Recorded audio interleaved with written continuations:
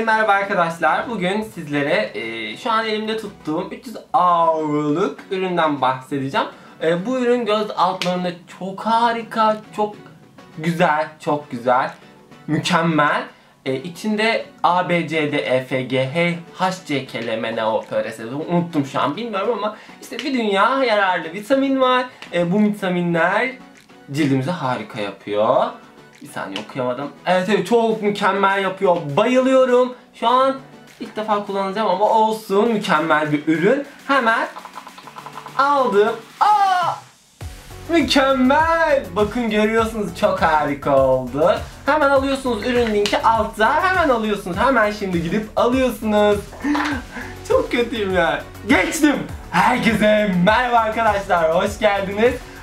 Böyle bir şey niye yaptığımı bilmiyorum ama bir yapasım geldi. Yorum atmıyorum kimseye ama atsam herhalde uzun bir liste çıkardı. Lütfen YouTube'u terk edin diye spam yapabilirdim insanlara. Şimdi göz altımızı en son biliyorsun sıra dışı cilt bakım videom vardı. Hemen şuradan buradan onu izleyin. O işte şuradaki çizgiyi yok ediyordu. Gözaltı torbalarınızı daha hafife indiriyordu. Ama biz şu an daha farklı bir şekilde gözaltı torbalarımızdan morluklarımıza, karartılarımıza hiç yaş fark etmez.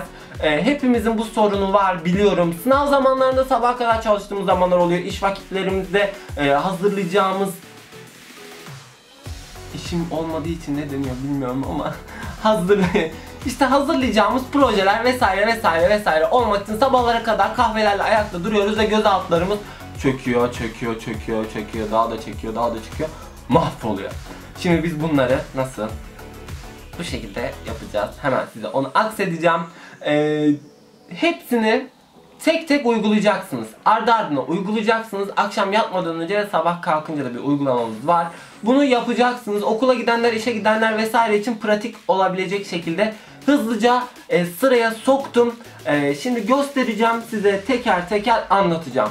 Ve beğenmeyi unutmayın. Bunda gerçekten çok emek verdiğim bir videolardan birisi. Çok işe yarayacak, çok iyi olacak, çokların çok olduğu bir videoda.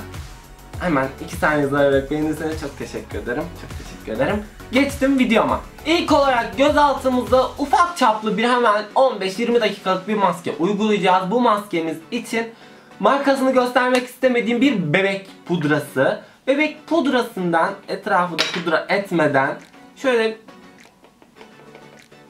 şu kadar alıyorum. Şu kadar. Ne olur dökülmesin. Döktüm. Ardından tekrar söylüyorum. Gül suyu. Gül suyumu annem gitmiş, çok mu kalmıştı diye çöpe atmış, gittim yeni bir gül suyu aldım.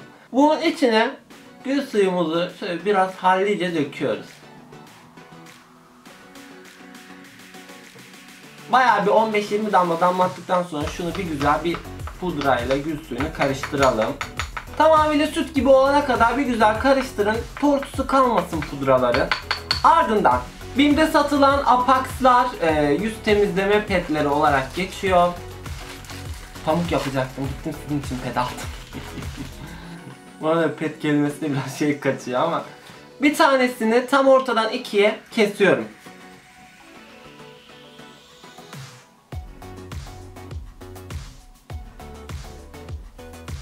Tam da göz altımız için ya. Bu böyle bir şey olamaz.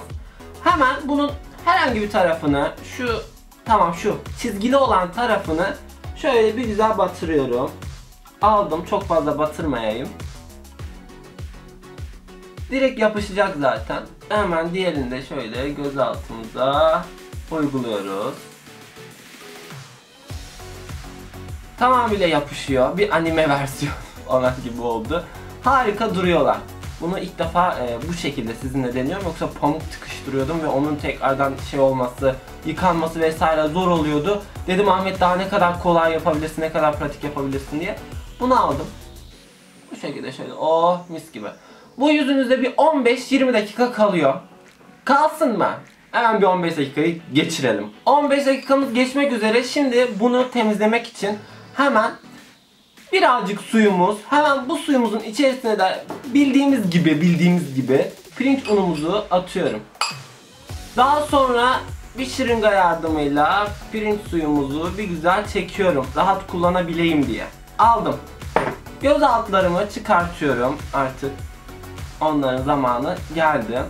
Ardından tekrardan bir pamuk alıyorum. Bunun üzerine pirinç suyumu şöyle bir güzel sıkıyorum.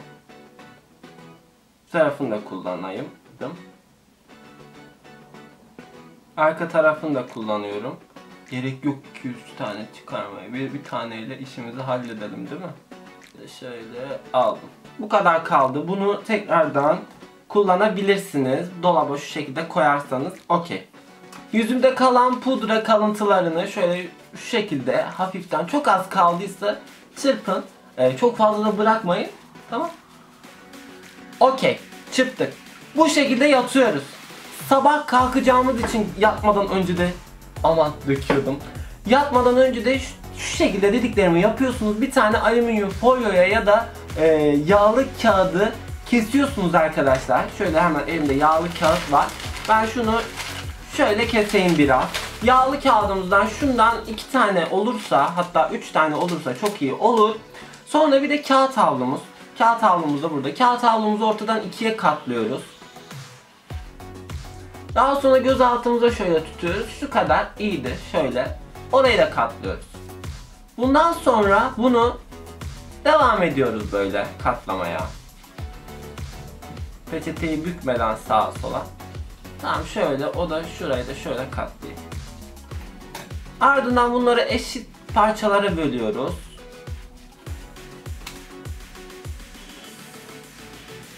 Katladığımız için bunları şöyle oluyor. Bunları birbirinden ayırmıyorsunuz. Böyle olacak. Ben şöyle hemen size göstermek için koydum diyelim. 3 tanesini sıralı olarak koydum. Daha önceden çok az bir salatalığı rendeleyin. Rendeledikten sonra suyunu sıkın posasından ve suyunu gene herhangi bir şırıngaya alın. Sonra bunu şöyle bir güzel bunların üzerine dökün. Görünüyor mu? Evet, görünüyormuş ya. Çok iyi oldu.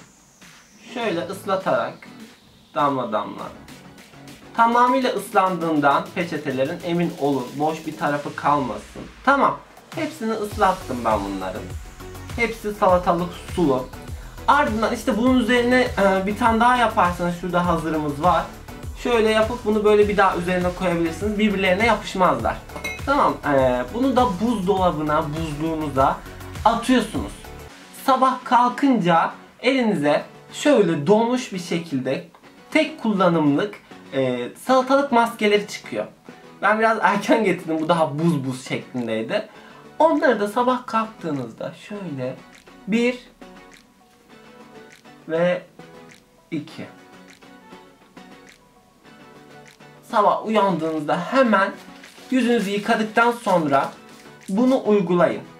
Tek seferde kaç tane yaparsanız yapın, buzlukta olacağı için hiçbir problem teşkil etmez. İsterseniz bir haftalık yapın, atın. Her akşam uğraşmamak için sabah da bunu işte okula hazırlanacaksınız falan filan olacak. Bu zaten ayakta da sürekli yapabileceğiniz bir şey. Ne kadar tutabilirseniz o kadar tutun. Bu sizin yararınıza olacaktır. Şöyle konuşmaktan da vazgeçersem çok iyi olur. Bu sizin yararınıza olacaktır. Hemen makyaj yapanlar olabilir. Makyajından 10 dakika önce şöyle hafiften silerek çıkaracak. Ve tüm olayımız bu. Bu yani. Bu da benim herhangi bir şekilde bu yaptıklarımı sırasıyla veya ayrı tek başına hiçbir yerde bulamazsınız. Bu tamamıyla bana has bir durum. Bunları yaparsanız çok iyi bir noktaya göz altlarınız gelir. Yakınmaktan da vazgeçersiniz. Bu arada lütfen yaptıktan sonra da gelin yorum atın, biliyorum her zaman için çok iyi olacaktır. Ben teşekkür ederim izlediğiniz için. Sizlere yararlı olabildiysem ne mutlu bana. Umarım yararlı da olmuştur. Olmuştur ya, bunlar yararlı. Bunlar yararlı olmaz mı? En yakın sürede pürüzsüz bir göz altına kavuşmanız dileğiyle. Kendinize çok iyi bakın. Videoyu beğenmeyi unutmayın. Hoşçakalın.